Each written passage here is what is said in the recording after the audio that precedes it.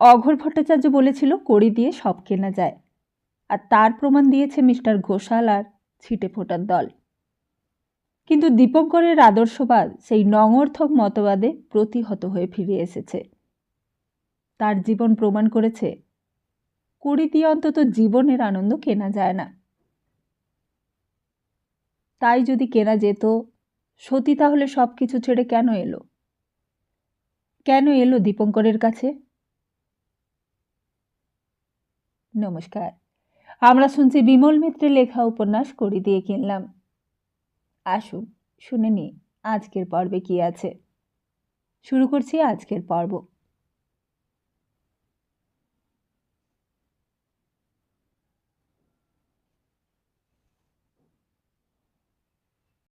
গত পর্বে দীপঙ্কর অনেকভাবে সতীকে বুঝিয়েছিল যে তুমি ওসব পুরনো কথা ভেবো না।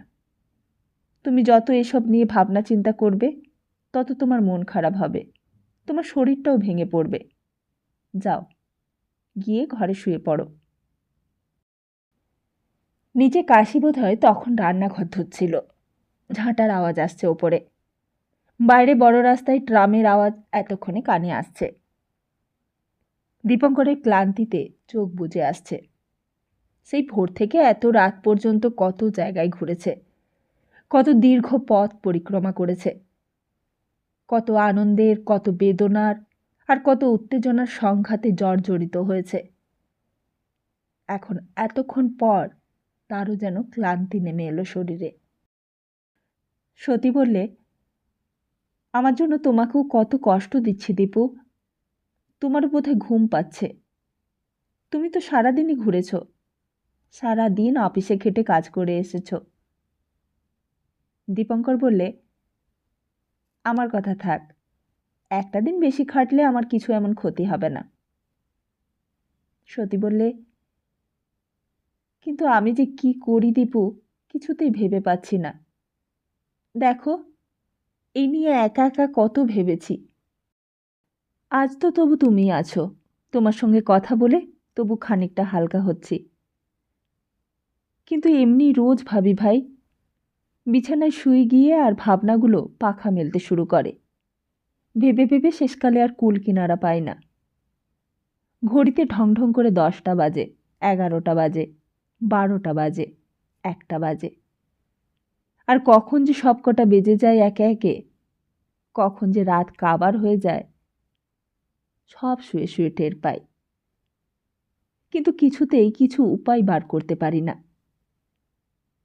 দীপঙ্কর বললে, কাল সকালে উঠে যা ভাববার ভেবো, এখন তুমি ঘুমো গিয়ে। সতী বললে, ঘুমোবার জন্য চোখ ঢুলে আসছে আমার, কিন্তু শুলেই ঘুমগুলো সব কোথায় উড়ে পালাবে।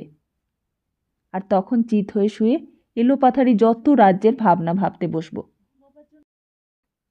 কিন্তু ভেবে তো কিছুই করতে পারবে না।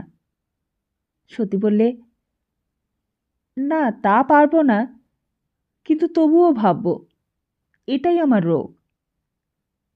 দীপঙ্কর বললে, কাল সকালে শম্ভুকে আসতে বলেছি, সে যা বলে তাই শুনে সব ব্যবস্থা করো।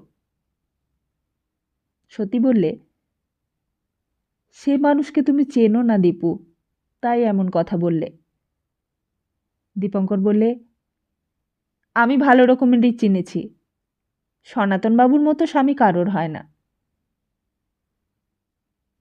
অমন স্বামী যেন কারোর না হয় দীপু, যেন কারোর না হয়। সতী বলতে লাগলো, ওচিজ বাবা যদি আমাকে একটা গরিব কেরানির সঙ্গে বিয়ে দিতেন, তাতেও যেন আমি সুখী হতে পারতাম ভাই। ছোট বাড়ি, ছোট সংসার, কম টাকা মাইনে, তবুও সেই কম টাকাতেই আমার সুখে না হোক শান্তিতে তো কাটাতাম। সে সারাদিন আপিসে পরিশ্রম করে আমার কাছে এসে বিশ্রাম চাইত, আর আমিও উন্মুখ হয়ে থাকতাম তাকে সুখী করবার জন্য। ঈশ্বর গাঙ্গুলি লেনের মধ্যে সেরকম ছোট সংসার অনেক দেখেছি দোতলা জানালা দিয়ে। আজ মনে হয় আবার ফিরে যায় সেই ঈশ্বর গাঙ্গুলি লেনে। কিন্তু কেন যে এত বড় লোকের বাড়িতে বিয়ে হলো, কেন যে ওদের এত টাকা হলো, কেন যে ওদের কিছুই করতে হয় না, জানো দীপু, ওই বাড়িতে জল তেষ্টা পেলেও কেউ নিজের হাতে জল গড়িয়ে খায় না। আমি না থাকলেও ওই মানুষটার কোনো কষ্ট হবে না। পা টেপার দরকার হলে চাকর আছে, অসুখ হলে ডাক্তার নার্স আছে, এক গ্লাস জল খেতে ইচ্ছে করলে জল দেবার চাকর আছে ওই বাড়িতে। আমি দেখেছি, আমি ওই মানুষের কাছে একেবারে ফাও। দীপঙ্কর বললে, যাক, ওসব কথা ভাবলে কষ্ট পাবে। কেন ভাবছ আর?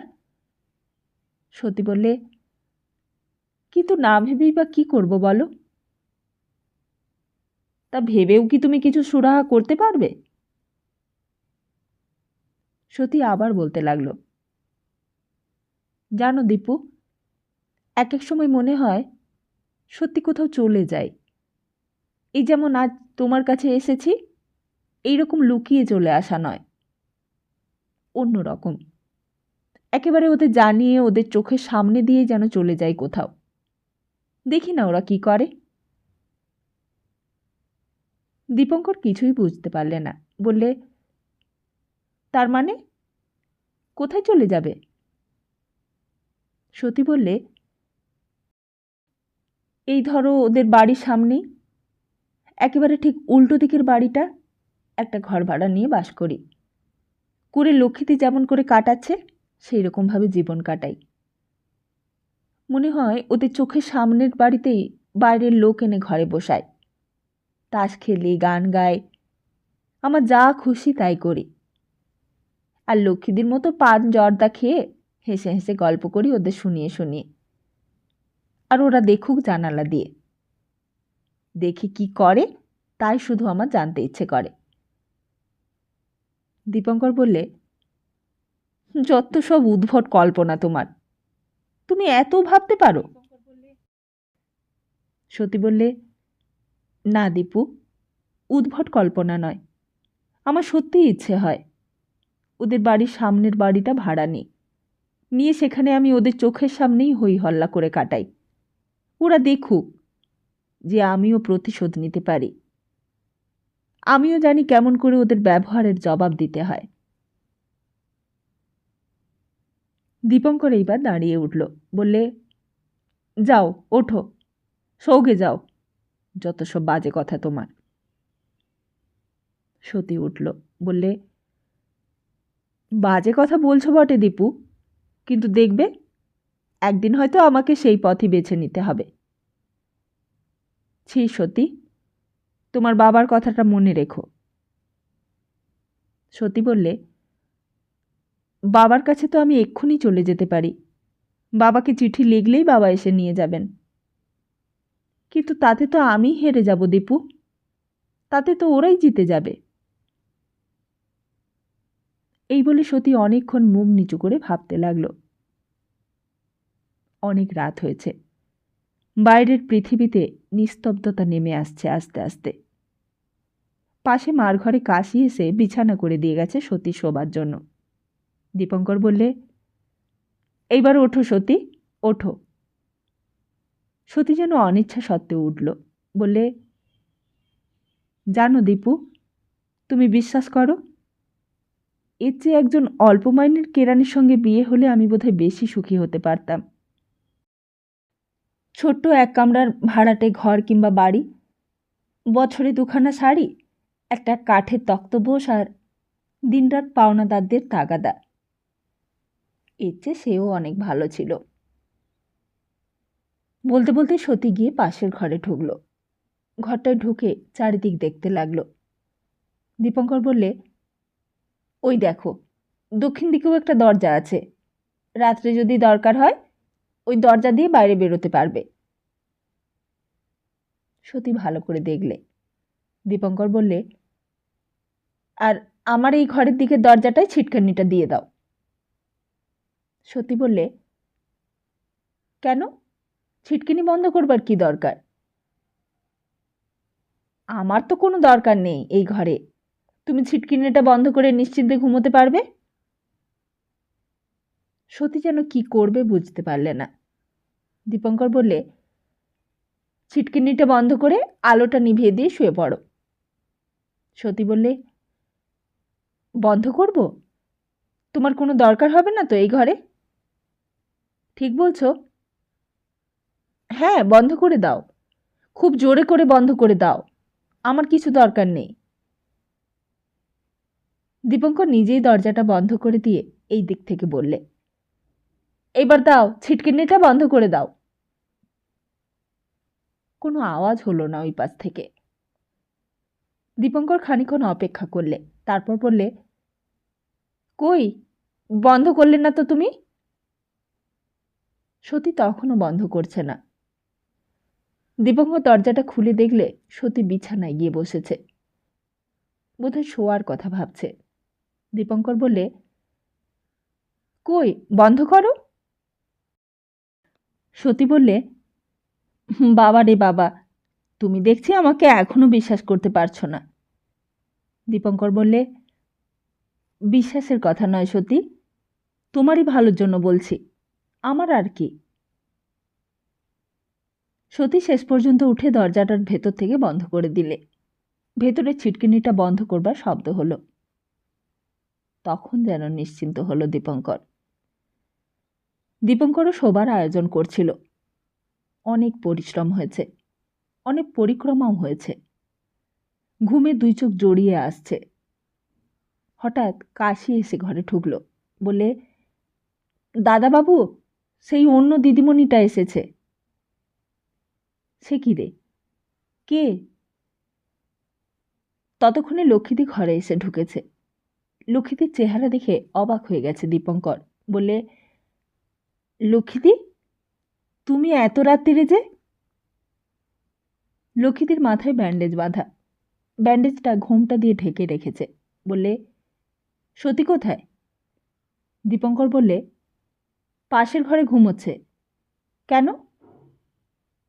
লক্ষ্মীদি বললে, ভেবেছিলাম আসবো না, কিন্তু না এসেও পারলাম না। সতী না হয় আমাকে দেখতে পারে না, কিন্তু বাড়িতে গিয়েও মনটা কেমন করতে লাগলো জানিস। ভাবলাম, আচ্ছা, আমার জন্যই তো ওর এই শাস্তি, তাই আবার দেখতে এলাম। আর এই টাকাটাও তুই নে, এ আর কাজে লাগলো না আমার। এই বলে 10 টাকার নোটটা এগিয়ে দিলে দীপঙ্করের দিকে। দীপঙ্কর বললে, এই জন্য তুমি এত রাত্রে এলে নাকি? এ তো পরে দিলেও চলতো। লক্ষ্মীদি বললে, না, আসলে এসেছি সতীর জন্য। ভাবলাম, সত্যি মেয়েটার কপালে এত কষ্টও ছিল। বাড়িতে গিয়েও সারাদিন ওর কথাই ভেবেছি জানিস। সারাদিন মুখে ভাত ওঠেনি আমার এই কথা ভেবে। দীপঙ্কর বললে, তা এত রাত্রে কার সঙ্গে এলে? লক্ষ্মীদি বললে, সুধাংশু আজকে ওর গাড়িটা এনেছিল, সেই আমাকে পৌঁছে দিয়েছে। আমাকে আবার বাড়ি পৌঁছে দিয়ে তবে সে বাড়ি যাবে। এখন রাস্তায় দাঁড়িয়ে আছে। অনেকক্ষণ থেকেই আসবো আসবো করছি। সন্ধেবেলা ওরা সব এসে গেল। তারপর খেলা ওদের আর ভাঙতেই চায় না। শেষে ওদের জোর করে তুলে দিলুম। তা সতী কি ঘুমিয়ে পড়েছে? দীপঙ্কর বললে, হ্যাঁ, অনেকক্ষণ। লক্ষ্মীদি বললে, তা ঘরে খিল দিয়ে শুতে বলেছিস তো? দীপঙ্কর বললে, হ্যাঁ, ছিটকিনি বন্ধ করে তবে শুয়েছে। লক্ষ্মীদি কি যেন ভাবলে মনে মনে, তারপর বললে, আমি তাহলে যাই এখন দীপু। ওরা আবার গাড়িতে বসে আছে কি না আমার জন্য। আর আমি তো ওকে পাঠাতে পারলুম না শ্বশুর বাড়িতে। তুই যদি পাঠাতে পারিস দেখিস। দীপঙ্কর বললে, আমি কি করে পাঠাবো বলো? আমার কথা কি ও শুনবে? লক্ষ্মীদি বললে, আমি ভাই হাল ছেড়ে দিয়েছি। আমার যথাসাধ্য আমি করেছি। শেষে আমাকে গালাগালি দিয়ে টেনে ফেলে দিয়ে মেঝের ওপর। তা আমি আর কি করব বল? আমিও মুখ বুজে সব সহ্য করে গেলুম। এখন বাবার কাছে চিঠি গেছে, বাবা এসে যা ভালো বুঝবে করবে। দীপঙ্কর বললে, না, সে চিঠি তোমার বাবার কাছে আমি পাঠাইনি। কেন? দীপঙ্কর বললে, ফেলতে গিয়েও আমার কীরকম সন্দেহ হলো। ভাবলাম পড়ে দেখি সতী বাবাকে কি লিখেছে। দেখি ভেতরে সমস্ত মিথ্যে কথা লেখা। আমি সেই চিঠি টুকরো টুকরো করে ছিঁড়ে ফেলে দিয়েছি। সে কি, কি বলছিস তুই? তাহলে কি হবে? দীপঙ্কর বললে, আমি ভাবছি সতী যখন নিজের আসল অবস্থাটা জানাবে না, তখন আমি সমস্ত কথা খুলে লিখে দিই একটা চিঠিতে। ভাবছি টেলিগ্রাম করে দেব কাল, যাতে শিগগির শিগগির তার হাতে খবরটা পৌঁছয়। লক্ষ্মীদি বললে, যা ভালো বুঝিস তাই কর। আমি আর কিছুই ঠিক করতে পারছি না। বলেই লক্ষ্মীদি বাইরের দিকে চলে যাচ্ছিল। দীপঙ্কর বললে, তুমি আজকে এইখানে থাকলে কিন্তু ভালো হতো লক্ষ্মীদি, আমি অন্তত নিশ্চিন্ত হতে পারতুম। লক্ষ্মীদি বললে, আমি কি করে থাকি বল?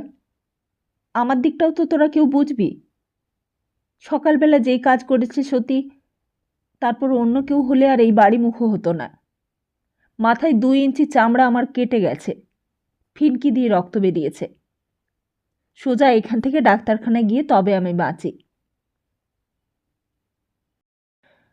বাইরের রাস্তায় মোটরের হর্ন বেজে উঠল, অর্থাৎ ওরা তাগাদা দিচ্ছে। লক্ষ্মীদি বললে, ওই দেখ, ওরা তাড়া দিচ্ছে। হ্যাঁ, ভালো কথা। সতী তো শাড়ি টাড়ি কিছুই সঙ্গে আনেনি। ভাবলাম আমার কাপড় নিয়ে আসবো কি না, কিন্তু আবার ভাবলাম আমাকেই যখন দেখতে পারে না ও, তখন আমার শাড়ি কি আর ও ছোঁবে? হয়তো রেগে মেগে ছুঁড়েই ফেলে দেবে। দীপঙ্কর বললে, সেসবের জন্য তোমায় ভাবতে হবে না, সে দরকার হলে আমি কিনে দেব ক্ষণ। লক্ষ্মীদি সিঁড়ি দিয়ে নামতে নামতে বললে, তা মাসিমা কবে ফিরবেন? আজই তো কাশিতে পৌঁছেছে, কাল সকালবেলা চিঠি আশা করছি। লক্ষ্মীদি বললে, আচ্ছা দেখি, আমি যদি পারি কাল একবার সকালবেলা খবর নিয়ে যাব। দীপঙ্কর আবার বললে, কিন্তু তুমি আজ রাত্রিটা থেকে গেলে খুব ভালো হতো লক্ষ্মীদি। লক্ষ্মীদি বললে, তাহলে তো দাতারবাবুকে কে দেখবে বল? সেই মানুষটাকে বাড়িতে একলা রেখে কি করে থাকবো এখানে? বলেই লক্ষ্মীদি নিচে নেমে দরজা খুলে বাইরে চলে গেল। অন্ধকারের মধ্যেই দীপঙ্কর দেখলে বাইরে একটা গাড়ি দাঁড়িয়ে আছে, তার মধ্যে কয়েকজন আবছা মানুষের ছায়ামূর্তি।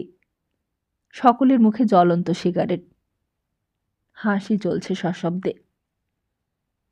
লক্ষ্মীদি গিয়ে গাড়িতে উঠতেই গাড়িটা আর্তনাদ করে উঠল একবার, তারপর ধোঁয়া উড়িয়ে পাড়ার নিস্তব্ধতা কাঁপিয়ে দূরে অদৃশ্য হয়ে গেল। গাড়িটা চলে যাবার পর দীপঙ্কর সেই অত রাত্রেও অনেকক্ষণ চুপ করে দাঁড়িয়ে রইল সেইখানে। যদি কখনো দীপঙ্করকে কোনোদিন কারোর কাছে কৈফিয়ত দিতে হয় যে মানুষের আত্মার আহ্বানকে কেন সে এমন করে সেই দিন অস্বীকার করেছিল, তাহলে হয়তো কোনো জবাবদিহি করবার কিছুই থাকবে না তার। হয়তো নিজেকে ক্ষমা করবার অবসরও আর কোনোদিন মিলবে না। এতদিন সে ছোট ছিল, ছোট হয়ে বড়র দিকে দৃষ্টি নিবদ্ধ রেখেছিল। ছোট থেকে বড় হতে হবে, শুধু মানসিকতায় নয়, মনুষ্যত্বের দুর্লভ আয়ত্তেও নয়, প্রেমে, জ্ঞানে, সহযোগিতা আর সহানুভূতির মুক্ত প্রাঙ্গণে পদার্পণ করে। কিন্তু মার চোখে তো দীপঙ্কর বড়ই হয়েছিল। মা যা চেয়েছিল দীপঙ্কর তো তাই হয়েছিল। অর্থে, প্রতিষ্ঠায়, প্রতিপত্তিতে অত ছোট থেকে আর কি বা হতে পারত সে? আর কে বা হতে পেরেছে দীপঙ্করের মতো?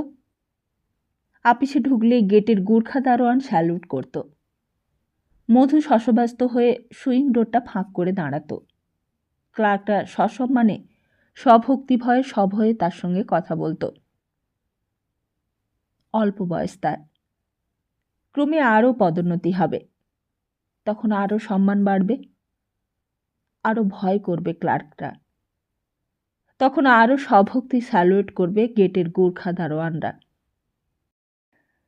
পাড়ার দরিদ্র প্রতিবেশীরা সাগ্রহে চেয়ে দেখে দীপঙ্করের দিকে আপিসে যাবার সময়। কত বড় চাকরি করে, কত বিরাট মাইনে পায়। এই পাড়ার ছেলেরাও চাঁদা চাইতে এসে সমীহ করে কথা বলে, সম্মান করে চলে। হয়তো তার মাইনের খবরটা তারা পেয়েছে, তার পদমর্যাদার খবরটা তারা পেয়েছে। কিন্তু একেই কি বলে বড় হওয়া? এক একদিন মাকে জিজ্ঞেস করতো দীপঙ্কর, বলতো, তুমি যা চেয়েছিলে তা পেয়েছো তো মা? মা কিছুই বুঝতে পারতো না, বলতো, আমি তোর কথার মাথা মুন্ডু কিছুই বুঝতে পারি নে। কি বলছিস তুই? দীপঙ্কর জিজ্ঞেস করতো, আমি যদি ছোট কেরানি হতাম, মাসে মাসে দেনা করে সংসার চালাতে হতো আমাকে, জামা কাপড় সাবান দিয়ে কেচে আপিসে যেতাম, কিন্তু সৎ পথে থেকে সৎভাবে জীবন কাটাতাম, তাহলেও কি তুমি আমাকে কম ভালোবাসতে মা? মা হাসতো, বলতো, তাই কি কখনো কোনো মা করতে পারে রে? দীপঙ্কর বলতো, কিন্তু মা, তুমি তো আমার টাকা হওয়াটাই চেয়েছিলে। তুমি চেয়েছিলে আমি মস্ত বড় চাকরি করি, সাহেবের মতো মাইনে পাই। তা তো হয়েছে। আমি নিজে আলাদা সংসার করেছি, তোমাকে আর পরের বাড়িতে ঝিবৃত্তি করতে হয় না। এটাই তো তুমি চেয়েছিলে। মা বলতো, কেন আজ হঠাৎ ওই কথা জিজ্ঞেস করছিস কেন? দীপঙ্কর বলতো, না, তুমি আমার কথা জবাব দাও না মা। তুমি তো একদিন তোমার পা ছুঁয়ে আমাকে প্রতিজ্ঞা করিয়ে নিয়েছিলে যে আমি যেন কখনো স্বদেশী না করি, কখনো জেলে না যাই। তোমার সেই কথা তো আমি রেখেছি মা, কিন্তু জিজ্ঞেস করছি, এতে কি তুমি সুখী হয়েছ?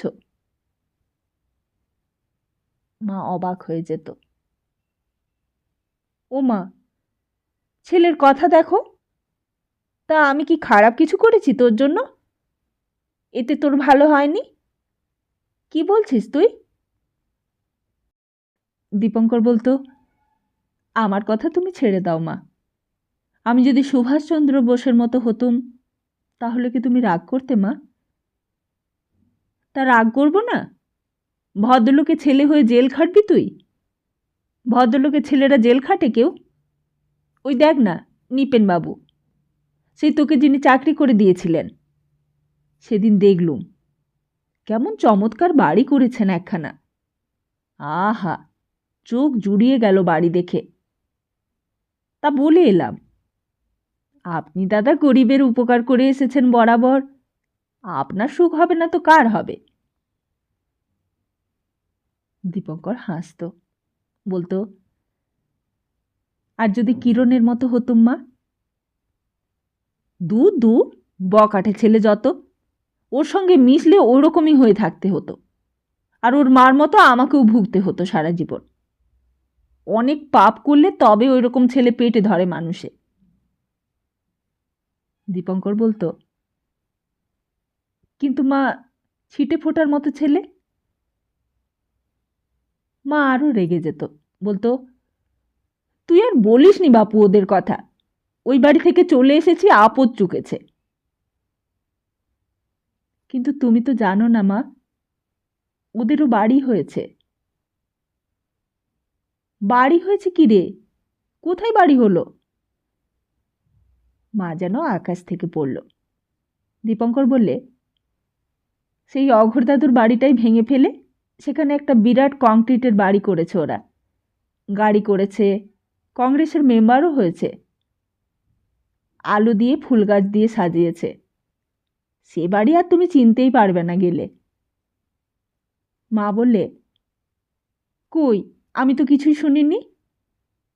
দীপঙ্কর বললে, ছিটেফোঁটার চেহারাও ভালো হয়ে গেছে মা এখন। বউরা সব মোটর গাড়ি চড়ে বেড়ায়। বাড়ির মাথায় বাড়ির নাম লিখে রেখেছে, অঘর সৌধ। বাড়িতে ঢুকতেই ভয় করবে তোমার এখন, এত বড় বাড়ি। মা প্রথমে অবাক হয়ে গিয়েছিল খবরটা শুনে। বলেছিল, তা তুই গিয়েছিলি নাকি ওইদিকে? কবে গিয়েছিলি? দীপঙ্কর সেই কথার উত্তর না দিয়ে বললে, আমি যদি ওদের মতো হতুম তাহলেই কি তুমি খুশি হতে মা? মা বললে, পারিনি বাপু তোর সঙ্গে তর্ক করতে, যত সব অনাথ সৃষ্টির কথা। বলেই মা কাজের আছিলায় রান্নাঘরে চলে গিয়েছিল। হয়তো যুক্তিতে মা হেরে গিয়েছিল, কিন্তু প্রশ্নটা সমাধান হয়নি। কিরণ কিছু হতে পারেনি জীবনে, তাই কি কিরণ ছোট? তবে ছিটে ফোটা বিরাট বাড়ি, বিরাট প্রতিষ্ঠা, সেও কি তাদের বড় হওয়ারই পাসপোর্ট? একদিন ওই পাড়ায় গিয়েছিল দীপঙ্কর। প্রত্যেক মাসেই অবশ্য একবার করে ওই পাড়ায় যেতে হতো। কিরণের মার হাতে গিয়ে 10টা টাকা দিয়ে আসতে হতো। প্রতি মাসে আপিস ফেরত গিয়ে ডাকত দরজায়, মাসিমা। শেষের দিকে কিরণের মার স্বাস্থ্য ভেঙে গিয়েছিল। হাঁপাতে হাঁপাতে উঠে এসে উঠোনের দরজাটা খুলে দিত কোনো রকমের। দীপঙ্কর জিজ্ঞেস করত, এ কি, আপনি কি শুয়ে পড়েছিলেন নাকি? কিরণের মার সেই আগেকার স্বাস্থ্য, আগেকার শক্তি আর ছিল না। পইতেও কাটতে পারত না, আর কাটলেও বেচবার লোক ছিল না। হয়তো সেই সময় থেকেই পইতে পড়া উঠে যাচ্ছিল। হয়তো সেই সময় থেকেই দারিদ্র আর দরিদ্রকে ঘৃণা করবার যুগ আরম্ভ হচ্ছিল কলকাতায়, সেই 1939 সাল থেকে। যাদের টাকা নেই তাদের দয়া করবার প্রতিষ্ঠান পত্তন হচ্ছিল পাড়ায় পাড়ায়। কিন্তু যত দাতব্যশালার প্রতিষ্ঠানের আড়ালে দারিদ্র্যের ওপর সভ্য মানুষের ঘৃণা, অবজ্ঞা পুঞ্জীভূত হয়ে উঠেছিল সেই সময় থেকেই। সেই সময় থেকেই গান বাজনা, জলসা অনুষ্ঠানের নামে দাতব্যের উৎপত্তি হয়েছিল। কিরণের মার সেই সব দাতব্য প্রতিষ্ঠানগুলোই লক্ষ্যস্থল। কিন্তু শেষ পর্যন্ত সেইখানে এসে পৌঁছত না সেই সব অনুগ্রহ, সেই সব ঘৃণা। দীপঙ্কর বলতো, কিরণের আর কিছু খবর পেয়েছেন মাসিমা? কিরণের নামও যেন শেষকালের দিকে ভুলে গিয়েছিল কিরণের মা।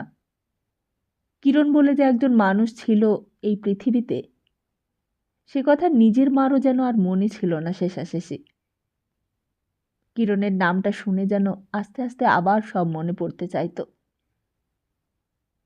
কিন্তু দীপঙ্কর তখনও কিরণের কথা ভুলতে পারেনি। কিরণকে ভুললে যেন দীপঙ্করের নিজেকেই ভুলে থাকতে হতো। তুমি কিছু খবর পেয়েছো নাকি বাবা তার? পৃথিবীতে যেন তখনও একটি লোকই কিরণকে স্মরণ করে রেখেছে, আর স্মরণ করে রেখেছে রায়বাহাদুর নলিনী মজুমদারের আইবি অফিসারের পুরনো রেকর্ডের খাতা। দীপঙ্কর বলতো, শুনেছি নাকি ইন্ডিয়া ছেড়ে পালিয়ে গেছে সে। তাহলে তো সে বেঁচে আছে বাবা, যেন বেঁচে থাকলেই হলো, যেন কিরণ বেঁচে থাকলেই মার শান্তি। তার বেশি আর কিছুই আশা করবার নেই। এবার যে 2খানা নোট দিলে বাবা, আমি তো চোখে দেখতে পাইনে, কত দিলে এইবার? দীপঙ্কর বললে, আমার মাইনে বেড়েছে মাসিমা, অফিসে অনেক টাকা মাইনে বেড়েছে, এইবার থেকে 20 টাকা করেই দেব আপনাকে। কৃতজ্ঞতায় হয়তো বুড়ির চোখ ফেটে জল বেরিয়ে আসতে চাইত, কিংবা হয়তো নিজের ছেলের অপদার্থতার কথা মনে করে তুলনামূলক বিচারে ভারী কষ্ট হতো। বলতো, আর বেশি দিন তোমাকে দিতে হবে না বাবা, আমি তোমাকে আর বেশি দিন জ্বালাবো না, বেশি দিন জ্বালাতে পারবো না। এই বলেই মাসিমার চোখে আঁচল দিয়ে জল মুছত। কিন্তু কিরণের মা তো জানতো না যে এই টাকা দেওয়া তার কৃতজ্ঞতার দান নয়, এটা দীপঙ্করের দয়ার বহিঃপ্রকাশও নয়, কিংবা এই দয়া তার অহংকারের আত্মপ্রচারও নয়। শুধু কিরণের মাই বা কেন? কেউই বুঝত না। কাউকে বললেও কেউ বুঝতে পারত না। কেউই জানত না কেন প্রত্যেক মাসের 1 তারিখে অফিস থেকে বাড়ি ফেরার পথে দীপঙ্কর কালীঘাটের মোড়ে এসে নেমে পড়ে। কেন সেই জনবহুল রাস্তা দিয়ে আস্তে আস্তে সকলের অগোচরে এসে দাঁড়ায় নেপাল ভট্টাচার্য লেনের বস্তিটার মধ্যে। কেউই জানত না যে কেন সে ওই বাড়ির দরজায় কড়া নাড়ে। কিন্তু কেউ না জানুক, দীপঙ্কর তো নিজে জানে। দীপঙ্কর নিজের কাছে তো বিশ্বাসঘাতকতা করতে পারত না। দীপঙ্কর জানত সারাটা মাস আপিসে মানুষের হীনতার আর নীচতার পরিবেষ্টনীতে কাজ করে যত পাপ, যত কলঙ্ক জীবনে পুঞ্জীভূত হয়ে উঠত, তার সমস্তটুকু লালন হতো প্রতি মাসের এই 1 তারিখটিতে। এ যেন ঠিক সেই সারাদিনের পর সন্ধেবেলায় দেবতার মন্দিরে এসে আত্মনিবেদন করার মতো। দীপঙ্কর মাসিমার হাতে টাকাটা দিয়ে নিঃশব্দে বলতো, কিরণ, আমি পারিনি ভাই, আমি হেরে গেছি, তুই আমাকে ক্ষমা কর। তারপর তাড়াতাড়ি নিজেরই অযোগ্যতার লজ্জায় যেন নিজেই বেরিয়ে পড়তো রাস্তায়। নিজের ওপরেই তার লজ্জা হতো, নিজের পৌরুষের ওপরেই লজ্জা হতো। দীপঙ্করের মনে হতো সব জিনিসের যেন সীমা আছে, অর্থের, গৌরবের, স্বাস্থ্যের, অহংকারের, সব কিছুরই একটা সীমা আছে। মহাভারতের অক্ষৌহিণ সৈন্যেরও সীমা সংখ্যা একটা আছে, কিন্তু তার সেই লজ্জার যেন আর শেষ নেই। তার 33 টাকার ঘুষের লজ্জা, তার 33 টাকার আত্মবিক্রয়ের লজ্জা। এমনি করেই একদিন কিরণের বাড়ি থেকে বেরিয়ে হঠাৎ যেন পথ হারিয়ে ফেলেছিল দীপঙ্কর। সেদিনও মাসের 1। সত্যি পথ হারাবার মতোই অবস্থা তার। ছোটবেলা থেকে যেই পাড়ায় মানুষ, সেই পাড়ায় সেই রাস্তায় এসে যেন পথটা ভুল হয়ে গেল। এ কোথায় এলো সে? সেই 19-এর 1-এর বি ঈশ্বর গাঙ্গুলি লেন, সেই পরিচিত দরজা, সেই সতীদের বাড়ির সিঁড়ি, সেই ইট বার করা দেওয়াল, সেই ভেতরে আমড়া গাছটা, ওই যে গাছটার ডালে একটা কাক সারাদিন বসে থাকতো চুপ করে। কোথায় গেল সেই সব? কোথায় গেল সেই বাড়িটা? দীপঙ্কর ওপরের দিকে চেয়ে দেখলে বাড়ির বাইরে লোহার গেট হয়েছে, পাশে গ্যারেজ হয়েছে, হলদে রঙের নতুন একটা বাড়ি উঠেছে, আগাগোড়াই কংক্রিটের। দোতলা থেকে খিরির আওয়াজ আসছে কানে। ঝকঝকে তকতকে ফিটফাট একটা বাড়ি। কোথায় গেল সেই পুরনো অঘোর দাদুর বাড়িটা? কোথায় গেল সেই ঘরটা যেখানে দীপঙ্কর ছোট থেকে বড় হওয়ার যন্ত্রণা অনুভব করেছে, সকাল থেকে গভীর রাত্রি পর্যন্ত? সবকিছুই কি মুছে গেল তার জীবন থেকে? কে মুছে দিলে? কে এমন করে দীপঙ্করকে বিলীন করে দিলে বিস্মৃতির সমুদ্রে? দীপঙ্করের সমস্ত অস্তিত্বকে এমন করে নিঃশেষ করে দিলে পৃথিবী থেকে? দীপঙ্কর ওপরের দিকে চাইতেই নজরে পড়ল বাড়িটার মাথায় বড় বড় করে পাথরে খোদাই করা অক্ষরগুলো, অঘর সৌধ। আর দীপঙ্করের হঠাৎ মনে হলো অঘোরদাদু যেন উটকো একটা অট্টহাসি করে উঠল ওপর থেকে, বলে, মুখ পোড়া, দেখলি তো, কড়ি দিয়ে সব কেনা যায়, সব কেনা যায় কড়ি দিয়ে, মুখ পোড়া, দেখ দেখ দেখ, চেয়ে দেখ। দীপঙ্করও প্রতিবাদ করে উঠল, না না না না না। ঘুম নয়, জেগেই ছিল দীপঙ্কর, কিন্তু জেগে জেগেই চিৎকার করে উঠেছে। এতক্ষণে যেন খেয়াল হলো দীপঙ্করের, খেয়াল হলো সমস্ত। খেয়াল হলো সে দীপঙ্কর সেন, আপিসের সেন সাহেব। কাল থেকে সে আপিসের অ্যাসিস্ট্যান্ট অফিসার, এটিএস। কাল থেকে আরও বড়, আরও মাথা নিচু করা স্যালুট পাবে সে।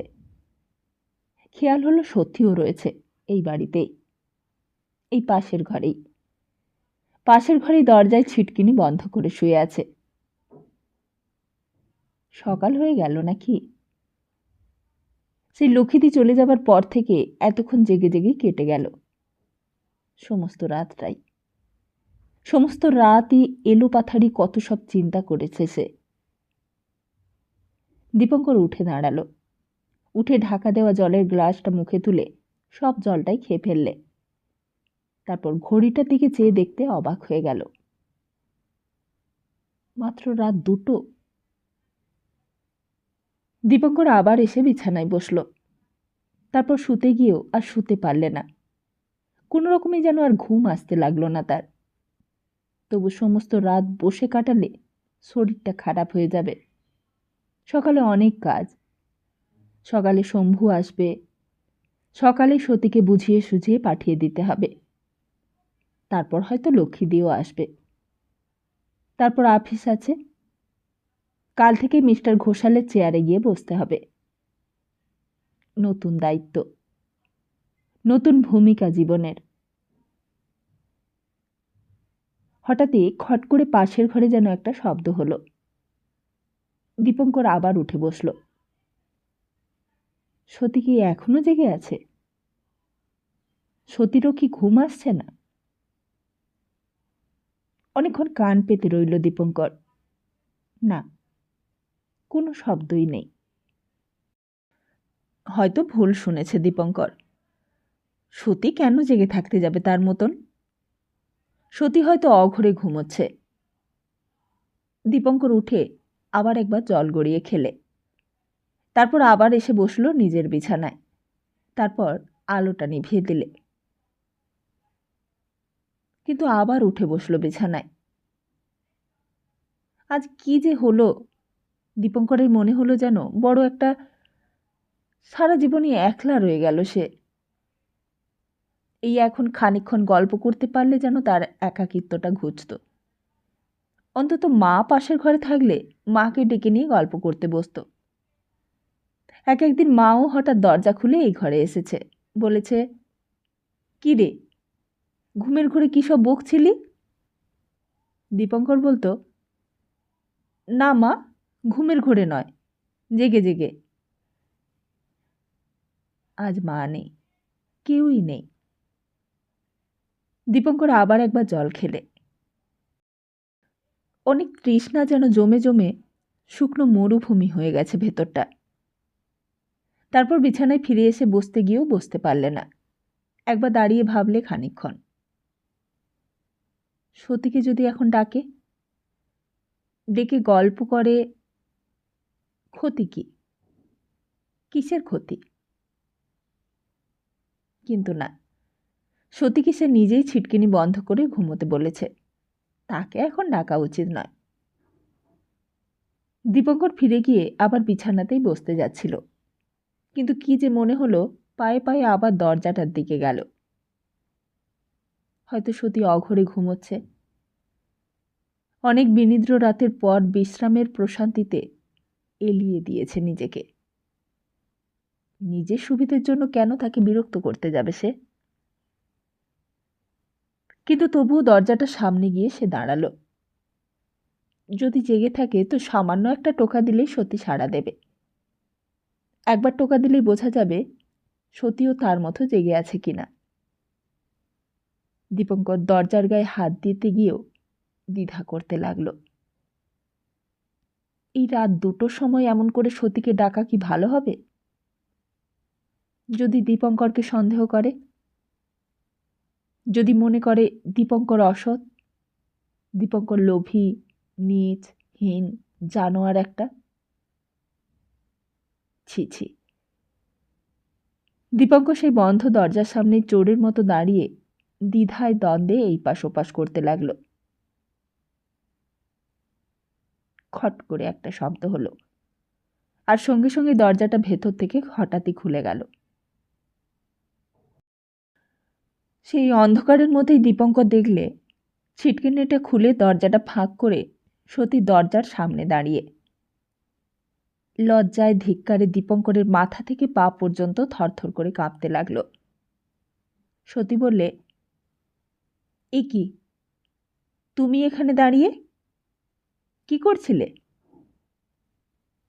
দীপঙ্কর অপরাধীর মতো নিজেকে লুকোতে চাইল অন্ধকারের আবরণে, কিন্তু সতীর কাছে সে বোধহয় ধরা পড়ে গেছে।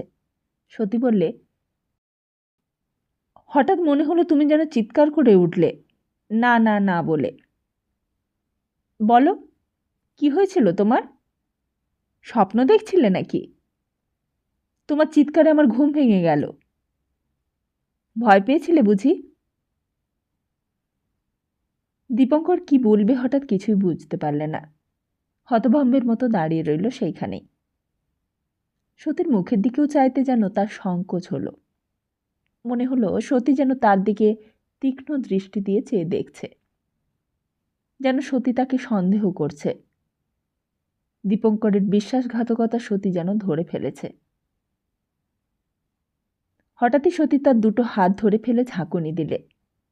ঝাঁকুনি খেয়ে দীপঙ্করের যেন চৈতন্য ফিরে এলো। সতী বললে, কি হলো? কি হলো তোমার? তুমি এমন করছো কেন দীপু? দীপঙ্করের মুখ দিয়ে তবুও যেন কোনো কথা বেরোতে চাইল না। সতী দীপঙ্করকে আস্তে আস্তে ধরে নিয়ে এসে তার বিছানায় বসালে। বসিয়ে নিজেও তার পাশে বসলে। বললে, অমন করছো কেন দীপু? কি হয়েছে তোমার? বলো না।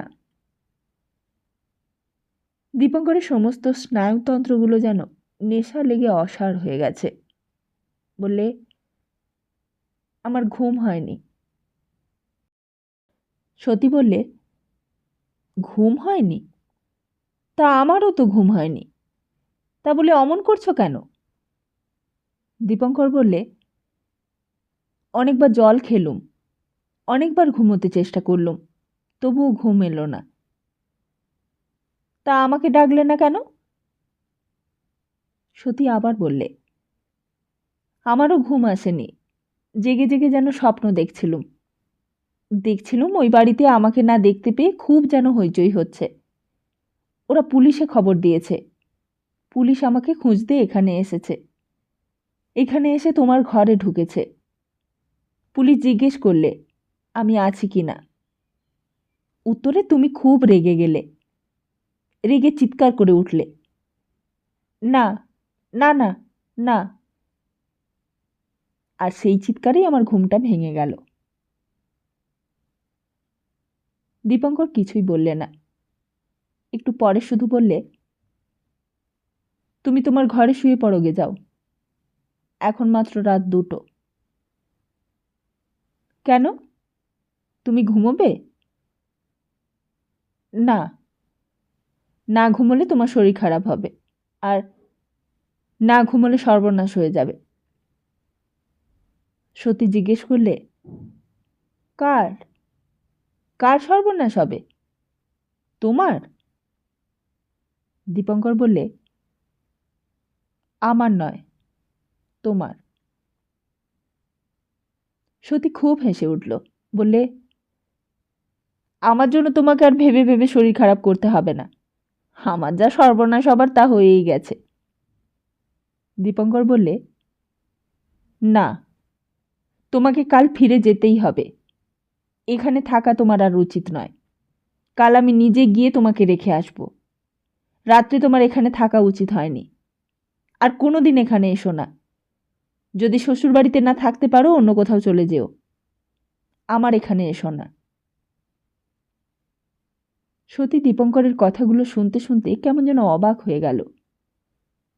দীপঙ্করের গলায় যেন আজ অন্য সুর বাজছে। দীপঙ্কর নিজের মনেই বলতে লাগলো, ইচ্ছে হয় শ্বশুরবাড়িতে থেকো, অত্যাচার সয়েও থেকো, তাতেই তোমার মঙ্গল হবে। আর তা যদি না থাকতে পারো তো বাবার কাছে চলে যেও, কিংবা অন্য কোথাও, যেখানে তোমার খুশি। কিন্তু দয়া করে আমার এখানে আর এসো না। এমনকি মা ফিরে আসার পরেও এসো না। বলতে বলতে দীপঙ্কর উঠে দাঁড়ালো। তারপর ঘরের এই ধার থেকে ওই ধার পায়চারি করতে লাগলো। আবার বললে, আমি তোমাকে কালকেই বলেছিলাম এখানে থাকলে তোমার ভালো হবে না। আমার মা নেই। লক্ষ্মীটিও তোমার বুঝিয়ে বলেছিল কত, তবুও তুমি শুনলে না। কেন এলে তুমি? কেন তুমি এলে আমার বাড়িতে? আমি তোমার কি ক্ষতি করেছিলুম? সতী স্তম্ভিত হয়ে চেয়ে রইল দীপঙ্করের দিকে। দীপঙ্কর বলতে লাগলো, আমি তোমাকে বারবার বারণ করিনি এখানে থাকতে? বারবার বলিনি যে তোমার বিয়ে হয়ে গেছে, শ্বশুরবাড়ির বাইরে অন্য কোনো লোকের বাড়িতে তোমার থাকা উচিত নয়? তুমি তো জানো আমার মা নেই এখানে, এই বাড়িতে আমি একলা, অন্য কোনো মেয়ে মানুষ নেই এখানে। তবু কেন থাকলে তুমি? কেন তুমি এখানে রাত কাটাতে এলে? সতী তখনও দীপঙ্করের মুখের দিকে হতবাক হয়ে চেয়ে আছে।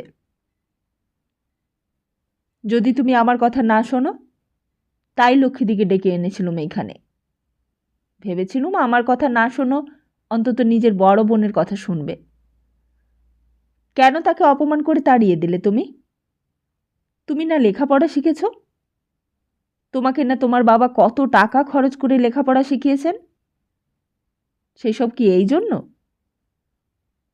নিজের স্বামীকে ভালোবাসতে পারলে না তুমি, নিজের শাশুড়িকেও শ্রদ্ধা করতে শিখলে না।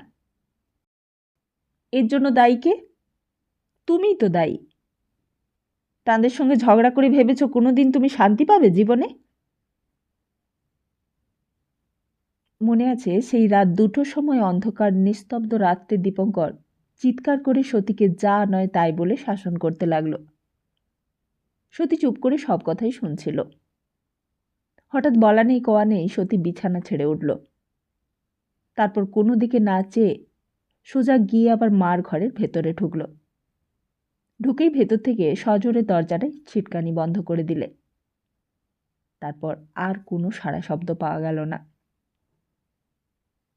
সতীর এই ব্যবহারে দীপঙ্করও এতক্ষণে অবাক হয়ে গেল। ঝোঁকের মাথায় খুব অন্যায় কিছু বলে ফেলেছে নাকি সতীকে? এতক্ষণে যেন খেয়াল হলো দীপঙ্করের। এতক্ষণে যেন সম্বিত ফিরে পেল দীপঙ্কর। এমন করে সে সতীকে এত কড়া কথাগুলো বলতে গেল কেন? সতী তার সত্যি সত্যি কি ক্ষতি করেছে? হঠাৎই আবার বড় মায়া হলো সতীর জন্য। সতী তো তার কোনো ক্ষতি করেনি, কোনো অন্যায় করেনি সতী তার। দীপঙ্করকে আপনার মনে করেই সতী তার কাছে এসেছিল। হঠাৎ এত উত্তেজিত হয়ে উঠল কেন সে? এখানে কে আছে সতীর? দীপঙ্করের কাছে না এসে কার কাছে এসে যেতে পারত? দীপঙ্কর তাড়াতাড়ি দরজায় গিয়ে ধাক্কা দিতে লাগলো। সতী, সতী, দরজা খোলো, দরজা খোলো। ভেতর থেকে কোনো সাড়া শব্দই পাওয়া গেল না। দীপঙ্কর আবার ধাক্কা দিতে লাগলো। সতী, দরজাটা খোলো, দরজা খোলো। তবু কোনো সাড়া শব্দ নেই। দীপঙ্কর কান পেতে শুনতে লাগল। সেই রাত্রি দ্বিপ্রহরের আত্মা নিথর নিশ্চল হয়ে যেন দীপঙ্করকে নিঃশব্দে ব্যঙ্গ করতে লাগল। আর দীপঙ্কর লজ্জায় অপমানে আত্মগ্লানিতে পাথর হয়ে চুপ করে সেইখানেই দাঁড়িয়ে রইল।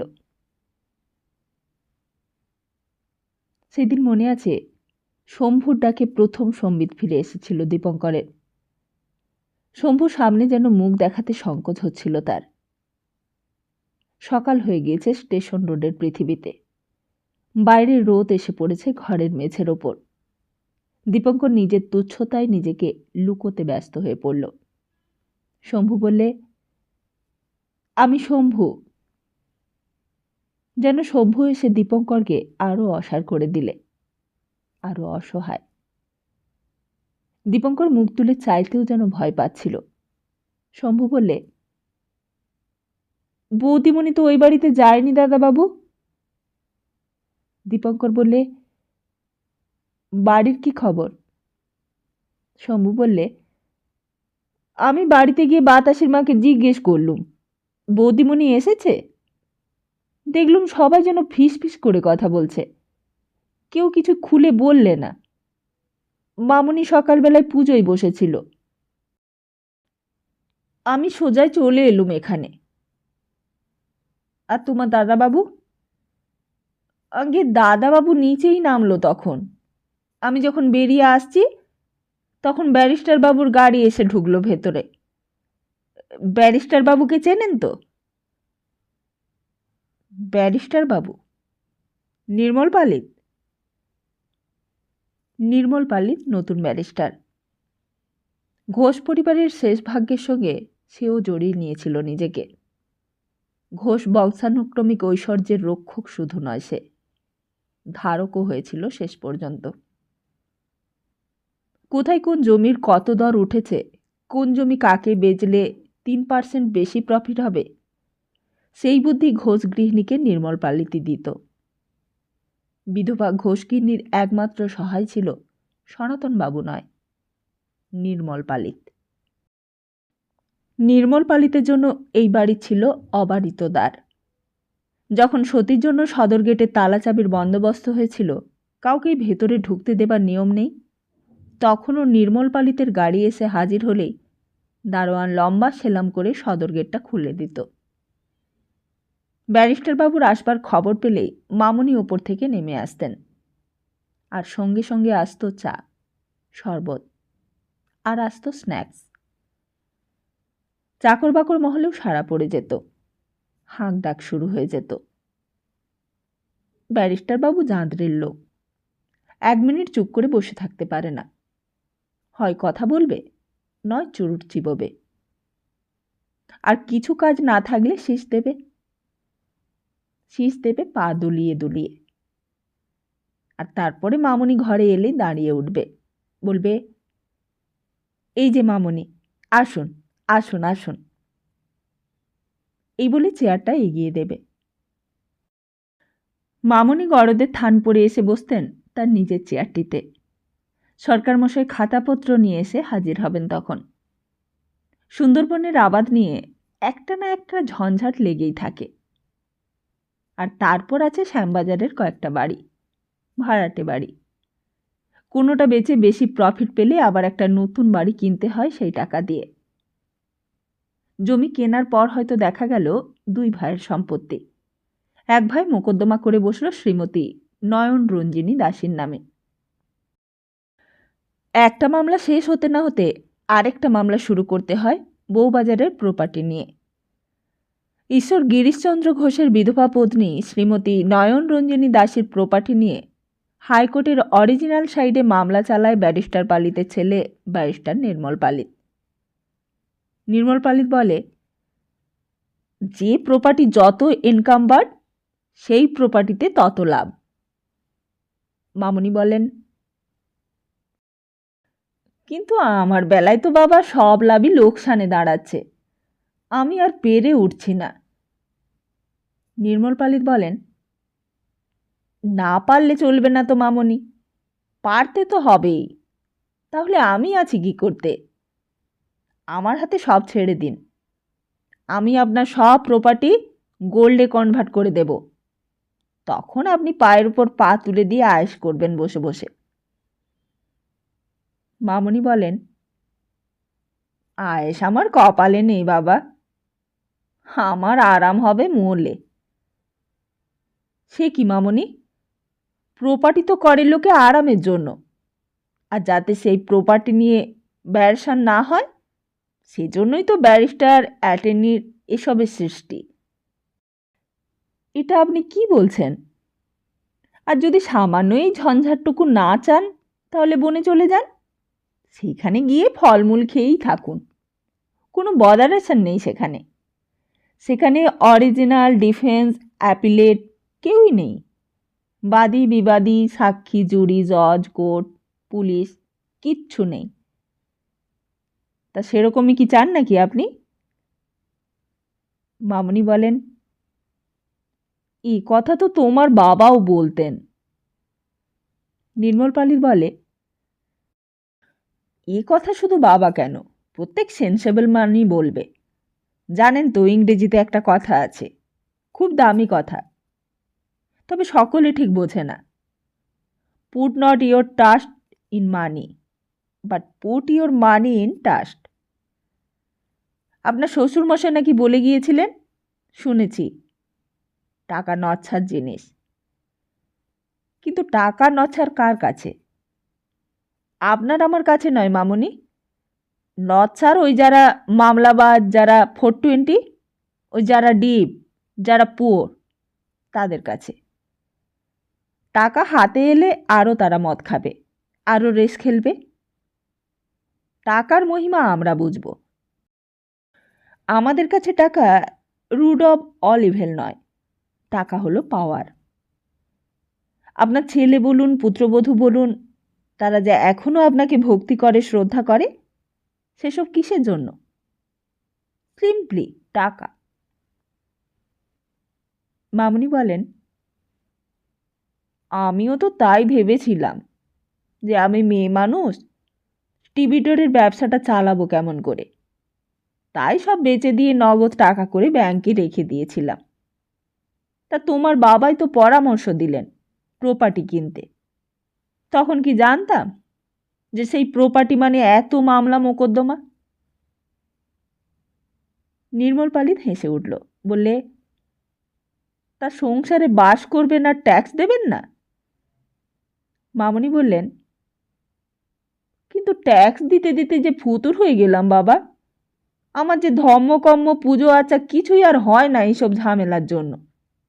আর ঝামেলা কি আর একটা?